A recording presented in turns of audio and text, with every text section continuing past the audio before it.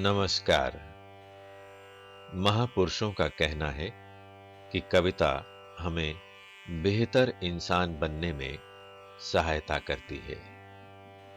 इसलिए ये जरूरी लगता है कि कविता सब तक पहुंचे, सब कविता को जानें और समझें। विशेष रूप से हमारी युवा होती पीढ़ी अर्थात किशोर बच्चे कविता से निकटता बनाएं तो एक बेहतर समाज के निर्माण में उनकी भूमिका सार्थक हो सकती है। किंतु ऐसा तभी संभव है जब हम ये जान लें कि कविता है क्या।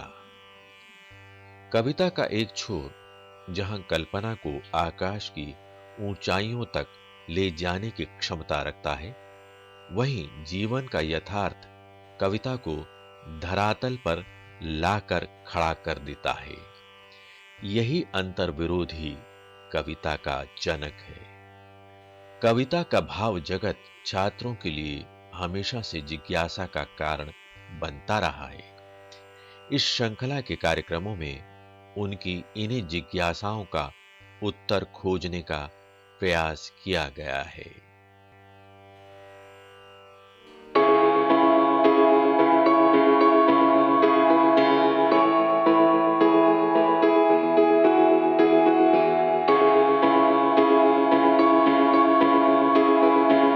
साथियों नमस्कार।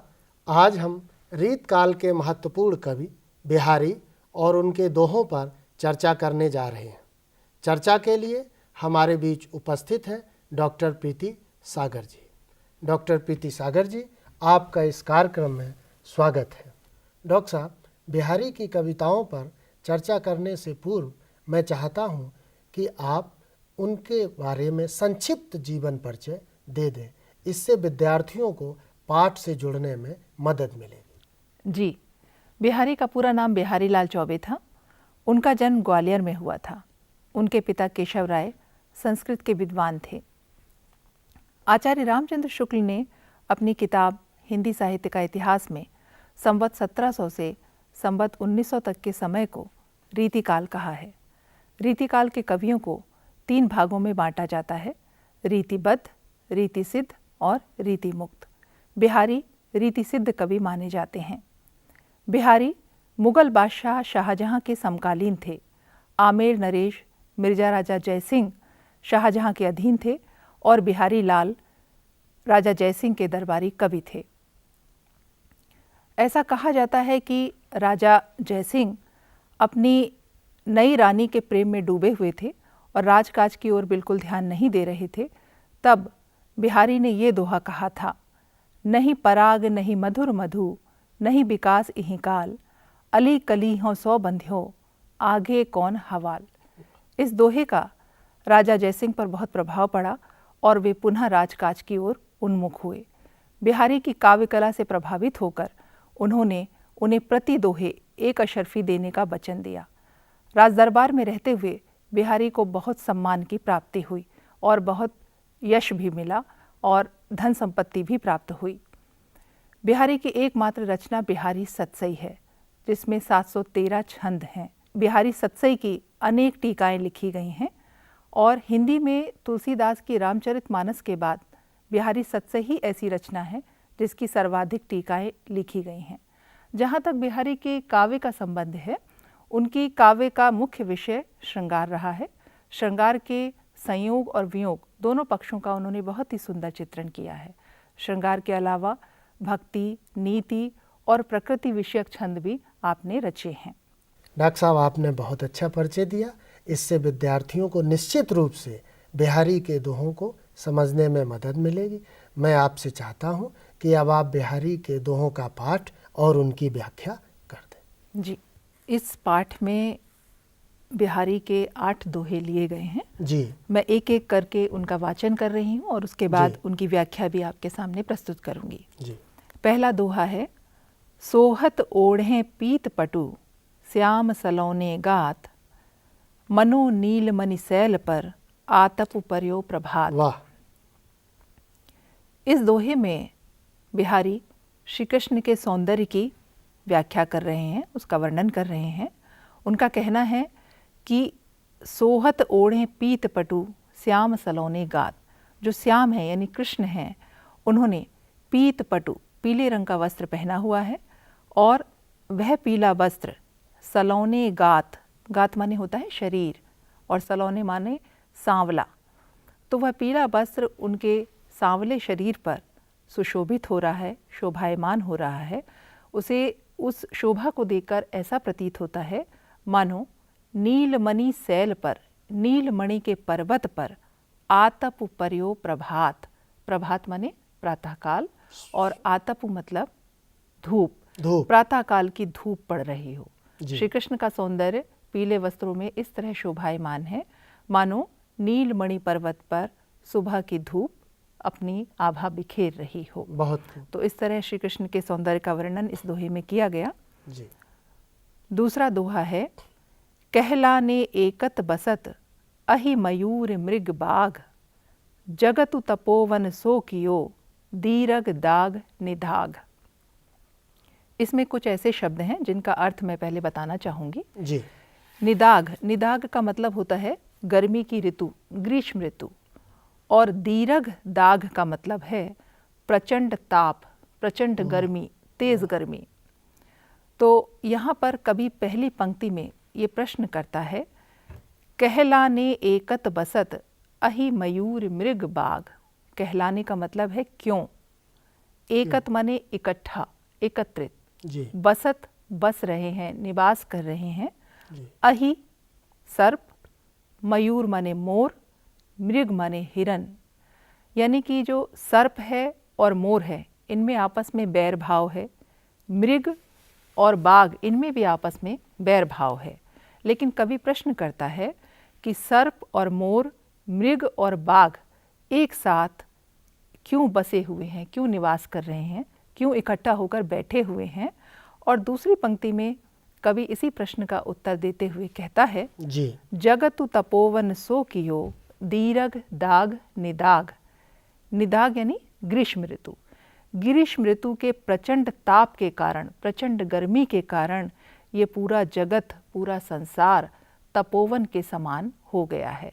तपोवन वह स्थल जहाँ पर तपस्वी अपना तप करते हैं, मतलब तपस्वियों के अंदर आपस में बैर भाव की भावना नहीं होती है, वे शांति के साथ तप करते हैं जंगल में।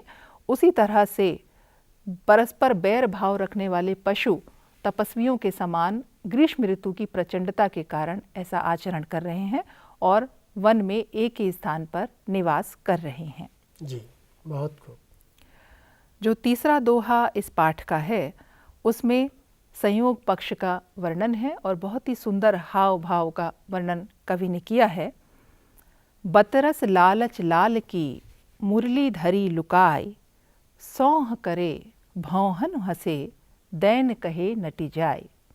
देखिए यहाँ पर नायक के रूप में श्री कृष्ण हैं और नायिका के रूप में गोपी हैं। तो गोपी और कृष्ण के बीच में जो क्रियाकलाप चला है जी। इस क्रिया का वर्णन एक सखी दूसरी सखी से करते हुए कहती है कि बतरस लालच लाल की, लाल यहाँ पर श्री कृष्ण के लिए कहा गया है। श्री कृष्ण से बात करने का आनंद मिले, इस लालच के कारण एक गोपी ने उनकी मुरली लुका ली, लुका मतलब छुपा ली, छुपा के रख ली जी। और सौह करे भौहन हंसे। सौह करे वो शपथ लेती है, शपथ खाती है, कसम खाती है कि मैंने आपकी मुरली नहीं ली है, नहीं ली। और भौहन हंसे, और भौहें भौहों में हंसती है, मतलब आंखों के संकेत से पता चलता है कि उसी के पास श्री कृष्ण की मुरली है। दैन कहें, जब श्री कृष्ण उससे मुरली देने के लिए कहते हैं तो नट जाए, वह मना कर देती है, मुकर जाती है जी। तो इस तरह से नायक और नायिका के अनुभवों का बहुत ही सुंदर चित्रण यहाँ पर कवि ने प्रस्तुत किया है। अगले दोहे में नायक नायिका की अलग अलग चेष्टाओं का वर्णन किया गया है और इसमें कवि ने कई क्रियाएं इस्तेमाल की हैं जी। ये यहाँ पर बिहारी का भाषा वैशिष्ट आपको देखने को मिलेगा। कहत नटत रीझत खिजत मिलत खिलत लजियात, भरे भवन में करत हैं, नैनन हूँ सब बात। यहाँ पर जी डॉक्टर साहब कौन सा ये अलंकार है इसमें? जी, यहाँ पर अनुप्रास अलंकार है जी। और इसकी पहले हम व्याख्या देख लें। जी। इसमें प्रसंग ये है कि नायक और नायिका एक कक्ष में बैठे हुए हैं और कक्ष में बड़े लोग भी बैठे हुए हैं। उनके सामने नायक नायिका आपस में वार्तालाप नहीं कर सकते हैं, बातचीत नहीं कर सकते हैं प्रत्यक्ष रूप से, तो वे सब बातें अपने आँखों के संकेतों के माध्यम से कर रहे हैं। नैनन ही सब बात, तो वो नेत्रों में बातें कैसे हो रही हैं, ज़रा आप उसका वर्णन देखिए कि कहत नायक ने नायिका से आँखों के संकेत से कोई बात कही है या प्रेम निवेदन किया है, और नायिका नटत, नटत का मतलब है इनकार करना, मना करना। जी। नायिका उस प्रेम निवेदन को अस्वीकार कर देती है। जी। रीझत, रीझत माने रीझ जाना, और उसका इनकार करने की जो शैली है उसे देखकर, उसकी अदा, जी उसकी अदा, नायिका की अदा को देखकर नायक उस पर रीझ जाता है, और नायक के रीझने को देखकर नायिका खींच जाती है। खींचने का मतलब है बनावटी गुस्सा दिखाती है, और इन क्रियाओं के बाद दोनों के, नायक और नायिका के नेत्र मिलते हैं, जिससे वो खिल उठते हैं, प्रसन्न हो उठते हैं, और इसके बाद नायिका लज्जात, लज्जा करने लगती है, शर्मा जाती है, जी, सकुचा जाती, जी सकुचा जाती है। तो इस तरह से एक ऐसे कक्ष में जहाँ पर सभी लोग बैठे हुए हैं, नायक और नायिका परस्पर आँखों के माध्यम से ही वार्तालाप कर रहे हैं। जी, यहाँ पर बहुत ही चमत्कारपूर्ण शैली का प्रयोग कवि ने किया है। अगले दोहे में ग्रीष्म ऋतु का वर्णन है। पहले आप दोहा पढ़ दें डॉक्टर साहब। जी। बैठी रही अति सघन बन, बैठी सदन तन माह, देखी दोपहरी जेठ की, छाहों चाहत छाह। इसमें जेठ की दोपहरी का, जेठ का महीना बहुत ही गर्म धूप का महीना होता है, उसका वर्णन किया गया है। आप पहले दूसरे पंक्ति से इसका अर्थ लेंगे। देखी दोपहरी जेठ की, छाहों चाहत छाह। दोपहरी, जेठ महीने की दोपहरी को देखकर छाया भी छाया चाह रही है। मतलब छाया जो है, जो ठंडी होती है, शीतल होती है, वह भी छाया में जाना चाहती है। इतनी प्रचंड गर्मी है जेठ के महीने में दोपहर की। और इसी कारण से पहली पंक्ति का अर्थ देखें, बैठी रही अति सघन बन। छाया कहाँ पर जाके छिप गई है? या तो वह घने जंगलों में, सघन माने घने और बन माने जंगल, तो घने जंगलों में जाकर बैठ गई है। और कैसे जंगल? सघन के साथ अति शब्द भी लगा है, अति विशेषण, अति सघन बन, अत्यंत घने जंगलों में जाकर बैठी है। या फिर पैठी सदन तन माह, या फिर वो सदन के तन में, यानी कि भवनों के शरीर में, यानी कि भवन में या घर में प्रविष्ट हो चुकी है। कहने का आशय ये है कि इस समय छाया दो ही स्थानों पर दिखाई दे रही है, या तो घने जंगलों में या फिर घरों के अंदर। जी जी। कागद पर लिखत न बनत, कहत संदेश उलजात, कहिए है सब तेरो हियो, मेरे हिय की बात। देखिए यहाँ पर प्रवास जन्य वियोग की स्थिति का वर्णन है। नायक कहीं बाहर है और नायिका उसके पास अपना संदेश भेजना चाहती है, लेकिन संदेश भेजने के क्रम में वह अपने आप को किंग कर्तव्य विमूढ़ की स्थिति में पाती है। मतलब उसको ये समझ में नहीं आता है कि वह अपना संदेशा किस प्रकार नायक तक पहुंचाए। कागद पर लिखत न बनत, जो संदेश वह नायक तक पहुंचाना चाहती है उसे वह कागज़ पर लिख नहीं पाती, क्योंकि भावावेग के कारण उसे, उसकी आंखों में अश्रु आ रहे हैं, नायक को याद कर रही है, स्वेद आ रहा है, पसीना आ रहा है, और इस कारण वह कागज़ पर लिखने में समर्थ नहीं है। कहत संदेश उलजात, और उस संदेशे को संदेशवाहक से कहने में लज्जा आती है। चूँकि प्रेम की बात कहनी है तो संदेशवाहक से वह बात कहने में लज्जा है। इसके बाद नायिका कहती है, कही है सब तेरो हियो, मेरे हिय की बात। वह नायक से मन ही मन ही संबोधन कर रही है कि जो स्थिति यहाँ पर मेरी है वही स्थिति संभवतः नायक की भी होगी, इसलिए अगर आप अपने हृदय में इस बात को महसूस करेंगे तो आपका हृदय ही मेरे हृदय की सारी बातें आपको कह देगा। मतलब स्वतः ही नायिका का संदेश नायक तक पहुंच जाएगा। जी। प्रगट भये द्विजराज कुल, सुबस बसे ब्रज आई, मेरे हरो कलेस सब, केशव केशव राय। इस दोहे में केशवदास जो शब्द आया है, केशवराय शब्द आया है, वो बिहारी के पिता का नाम था केशवराय, और इसमें केशव शब्द का आशय कृष्ण से है। तो कृष्ण को संबोधित करते हुए बिहारी कहते हैं, प्रगट भये द्विजराज कुल। यहाँ पर द्विजराज का मतलब दो अर्थ इसमें है। द्विज का मतलब चंद्रवंश से है और कुल का मतलब वंश, द्विज माने चंद्र, और द्विज का मतलब ब्राह्मण भी होता है। ठीक है।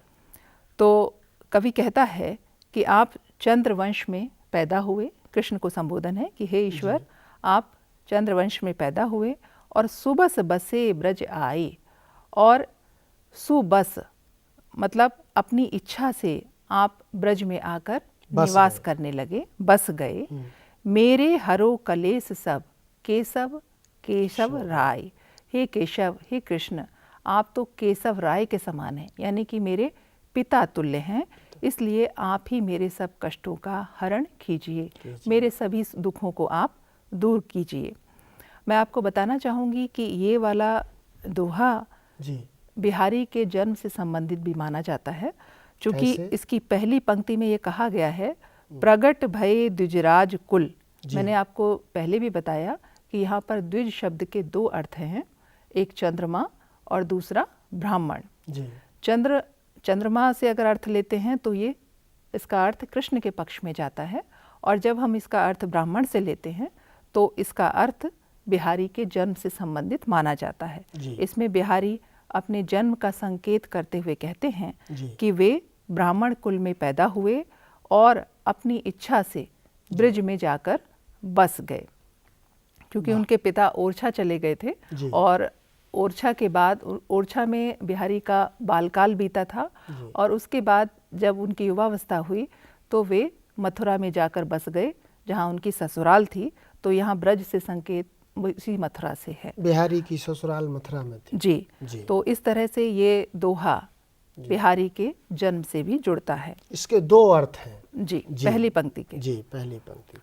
और इस पाठ का अंतिम दोहा है, जप माला छापे तिलक, सरे न एको काम, मन कांचे नाचे वृथा, सांचे रांचे राम। यहाँ पर बिहारी जो बाहरी कर्मकांड हैं या बाह्य आडंबर हैं, उनका विरोध कर रहे हैं। उनका कहना है कि जप माला, माला जो जाप करने के लिए इस्तेमाल करते हैं, या छापा या तिलक, इनसे कोई भी काम सिद्ध नहीं हो सकता, इनसे कोई भी काम आपका सफल नहीं हो सकता। मतलब बाह्य आडंबरों का इस्तेमाल करने से कोई भी काम सिद्ध नहीं हो सकता। मन कांचे, जिनका मन कच्चा है, जिनका मन ईश्वर की ओर से विमुख है, नाचे प्रथा, वह मन व्यर्थ ही इधर उधर भटकता रहता है, नाचता रहता है। सांचे रांचे राम, जिसका मन सच्चा है, जिसके मन में सच्ची भक्ति है ईश्वर के प्रति, वही राम में अपना मन रमा सकता है। तो ये इनका भक्ति विषयक दोहा था, जिसमें वो एक संदेश दे रहे हैं कि बाह्य आडंबर के द्वारा हम ईश्वर को प्राप्त नहीं कर सकते, सच्चे मन से भक्ति करने से ही ईश्वर की प्राप्ति हो सकती है। बहुत खूब डॉक्टर साहब, आपने बहुत अच्छी तरह बिहारी के दोहों का पाठ और उनकी व्याख्या की। निश्चित रूप से छात्रों को इससे लाभ मिलेगा। मेरा एक छोटा सा प्रश्न है कि जप माला छापे तिलक, सरे न एको काम। जी, ऐसा लग रहा है कि बिहारी रीत काल के कवि न होके भक्ति काल के कवि, और इस दोहे में कबीर की कुछ आवाज़ सुनाई पड़ रही है। जी, तो ये जो बिहारी में वेरिएशन है, क्या भक्तिकालीन कविता का प्रभाव है?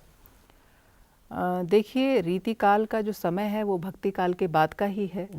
तो ऐसा कह सकते हैं वहाँ का प्रभाव है, लेकिन रीतिकाल का जो काव्य वैशिष्ट्य है वो बिल्कुल अलग तरह का है। उसके बावजूद बिहारी ने इसमें, बिहारी मूलतः श्रृंगारी कवि माने जाते हैं, लेकिन उनकी सतसई में भक्ति विषयक, नीति विषयक दोहे भी मिलते हैं। और इसमें जो ये बात कह रहे हैं कि बाह्य आडंबर यानी कि जपमाला का इस्तेमाल करने से या तिलक लगाने से आपके काम सिद्ध नहीं हो सकते, ऐसी ही बात भक्ति काल में कबीर ने भी कही है कि माला माला फेरत जो गया गया न मन का फेर। तो उस तरह का प्रभाव यहाँ पर हम देख सकते हैं। और वैसे जहाँ तक बिहारी के कविता की बात है, उनकी भाषा का ये वैशिष्ट्य है कि वो छोटे से छंद में बहुत बड़ा भाव भर देते हैं। जी, वाह, बहुत अच्छा डॉक्टर साहब, आपने बड़ी खूबसूरती से न केवल बिहारी के दोहों का पाठ किया, अपितु उनकी व्याख्या भी की और साथ ही साथ बिहारी का संक्षिप्त परिचय भी दिया। इससे विद्यार्थियों को निश्चित रूप से बहुत लाभ मिलेगा। आपका इस कार्यक्रम में बहुत बहुत धन्यवाद। नमस्कार।